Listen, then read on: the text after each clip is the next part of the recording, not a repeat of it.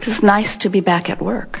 Your work never stops, but it is nice to be back in a gathering where seekers come, vibrating life, asking through your vibration, not only with your words, seeking conscious awareness of why your life is playing out as it is, yes?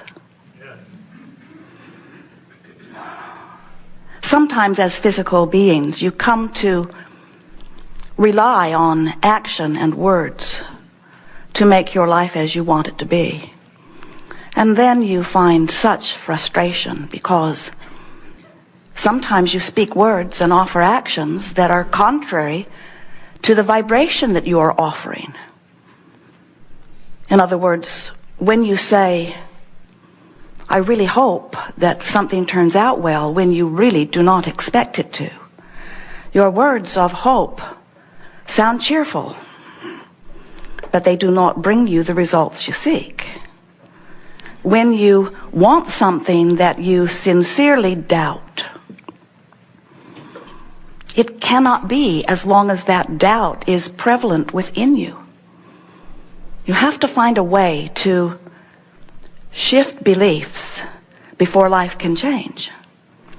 And beliefs didn't come quickly to you, did they? They came through living of life. But most important, and you've been telling us this, your beliefs did not come because you pulled them out of thin air.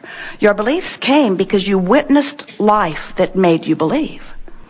So when you saw something happening that you did not want to happen, as you observed it and gathered your statistics about it, you came to the conclusion that this is factual, this is evidence, this is truth, this is real. And then you teach one another that it is virtuous to focus upon things that are real. And we say, maybe so in your physical format, but we want you to realize that whatever you are focusing upon is training you into a habit of thought. That's all a belief is. It's just a habit of thought. It's a thought you keep thinking. So when you train yourself into a habit of thought that is not a match to anything close to what you would want to live, you've set up a cross current in your vibrational frequency. You want it this way, but you expect it this way. And we want to say to you that your expectations, because you've come along to them, in other words, you didn't get them immediately, you got them by listening, by watching the television commercials, by speaking to the people that were surrounding you. You came to the vibrational habits of thought that you have come to over a long period of time, and they, whether you like it or not, are in most cases more dominant within you than the vibration of your very desire. Which means there are all kinds of things that you want that you are offering a vibration that is different than. So, have you noticed that the things that you know you've got handled, you keep handling? And that's because your belief is in that place. So your pattern of thought, your expectation of thought, keeps perpetuating the same. The law of attraction, which is the basic law of all that exists, says that the frequency that you are emitting is being constantly matched by others' frequencies that are the same. So when you come to feel the way you feel, and you don't work to think thoughts that cause you to feel differently, then you continue to offer this habit of thought. Don't you know people that sort of had an attitude or a mood or a personality when you knew them as teenagers? And now when you meet up with them again, they're sort of in the same place. Most of you do not change your patterns of belief because most of you perpetuate your patterns of belief through your observation of what is. So what is surrounding you, you observe it, you offer more vibration about it. Law of attraction gives you more like what is, which you observe and offer a vibration about it. So law of attraction gives you more like what is. And then you start saying, my life experience has taught me that what is. This is fact. This is just the way it is. And we say, that may be true It may be just the way it is, but we want you to understand that just the way it is absolutely changeable, but you can't change just the way it is if you keep observing just the way it is. So then people say, well, how do I not observe just the way it is when just the way it is so everywhere around me because I'm just the way I am? And we say, well, little by little, you just visualize a little more or selectively sift a little more diligently. The only way that we know that you could even begin to shift your vibrational patterning is by caring more about the way you feel than you do about the truth or the facts that you are observing. We know your teachers and your parents, those mentors around you said, don't tell me a story. Tell me like it is. And we say, don't tell us like it is, tell us a story. Tell us the story of the way you want your life to be. Tell the story the way you want it to be until you begin to believe the story. And when you believe the story, your vibration is shifted and the universe will match your story. The universe is matching your vibrational offering. You just didn't. Most of you know that you could offer a vibration that matches what you want. You have believed for a long time that you should offer the story about how it is. Now, many of you, even Jerry and Esther, who really know the power of thought, they have witnessed it endlessly. Still, they can get swept up in the bigness of what is. What is gets your attention. All of your physical senses are cued to help you in observation. What you see with your eyes is a translation of vibration. What you smell with your nose is a translation of vibration. What you feel with your fingertips and hear with your ears and taste with your tongue, you are a veritable vibrational interpreter. We just want you to realize that the true interpretation of vibration that's going on within you is the vibration that is translated through what you call emotion. That's really telling you the story that you want to be aware of.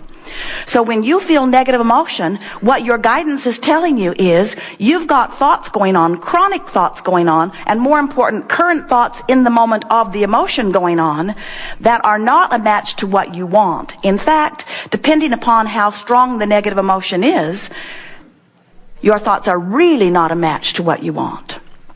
Now, sometimes people say, oh, that's very confusing because my emotions are all over the place. And sometimes people will say, I know I felt good about such and such and it didn't turn out so good, so what went wrong with that? And we want you to understand that you must come to an awareness of how your emotions work, but even more important than that, you must come to an awareness of who you are as the whole being that you are. You must know that you are source energy in physical bodies, and that the source energy part of you remains in the non-physical realm, in the vibrational realm, while the physical part of you is here interpreting through your physical format. But you cannot separate yourself ever from the source energy that is you. It's always pulsing strong within you.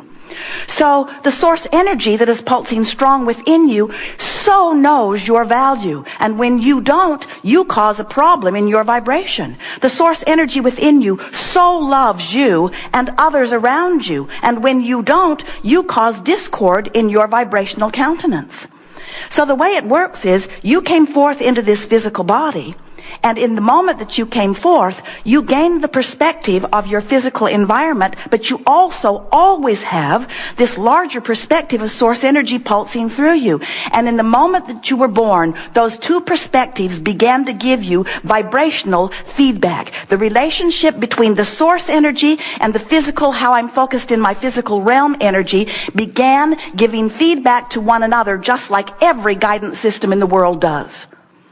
So now you've got these 2 points of vibrational relativity, the lover that you really are and the lover that you might be being in your moment, or the hater that you might be being in your moment. And when you are feeling the emotion that you call hatred or anger, what that means is you've got a very different point of view of whatever your object of attention is than the source within you. We know physical beings don't like to hear it when we say, The source within you loves your enemies because you are so determined that you are justified in your not loving of them. But we want you to understand that when you are not loving someone that who you really are is loving, the problem that is caused by you, and the trouble comes to you, not to your enemy. We say to you, you've got to find a way to soften up your vibration on those renegades that have been betraying you and mistreating you, because even though by physical standards, even by non-physical standards, you are utterly justified in the way you feel about their seeming wrongdoing or about their betrayal of you, when you focus upon anyone in an attitude of anything that's less than the pure love that who you really are feels toward all life, you cause friction in your vibrational patterning, and it feels like negative emotion to you. And if you keep it up, you experience a stronger indication of the discord.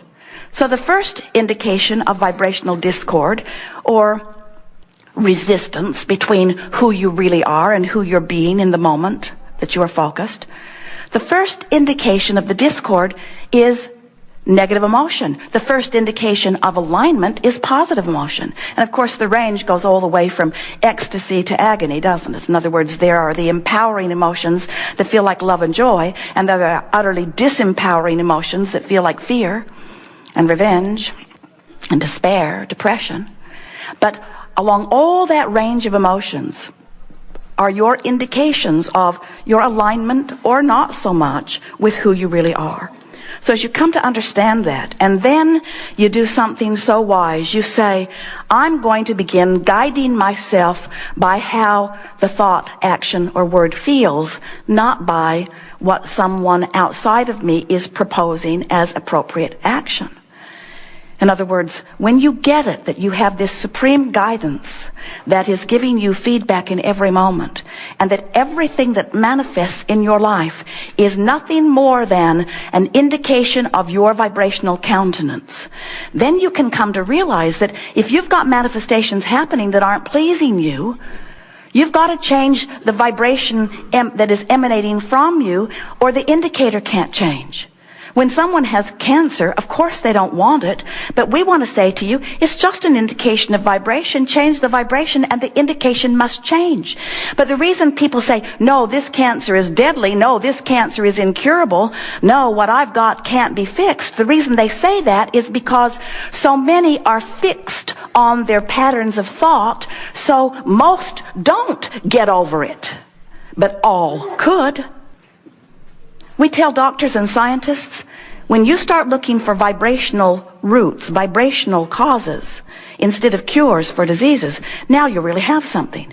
But until you get to the vibrational reason, the disease will just squirt out in another way, and another way, and another way. Haven't you noticed? You get a cure, then you get 10 more diseases. Then you get a cure, then you get 10 more diseases. In other words, your resistance runs fast and furious in an environment where energy is moving so fast. You live at the leading edge of thought, where all thought that has ever been thought before is culminating and expressing further forward. This is the leading edge of that which you call source. And out here on the leading edge, energy moves fast because the billions of you who are here living and asking, and you do that, don't you? Life causes you to know what you don't want, which causes you to know what you do want. So life just causes you to ask and ask and ask and ask. And do you know, every time you ask, we're not just talking about with your words, every time you are in some situation where it is not as you want it to be, and asking emanates from you, and in the moment of that asking, source energy answers, lines up circumstances and events, and a rush of energy moves through a veritable vortex that creates worlds, opens. The energy moves quickly and instantaneously toward the fulfillment of everything you ask for. The question is, are you up to speed with that energy stream? And in these days, we want to say to you, because the stream is moving so fast, if you get a little out of alignment with it, the results show up pretty big and pretty fast, don't they? In other words, a car that's going 100 miles an hour, you're paying more attention than a car that's going 5 miles an hour. And a car that's going 100 miles an hour and hits a tree, much bigger problem than a car that's going 5 miles an hour and hits a tree. Well, friends, welcome to 100-mile-an-hour cars. In other words, this is the time of fast energy, which means this is the time of awakening. This is the time of figuring out what you're doing with the energy. You can't be sloppy with your thinking in an environment where energy is moving so fast. You got to pay attention to your thoughts.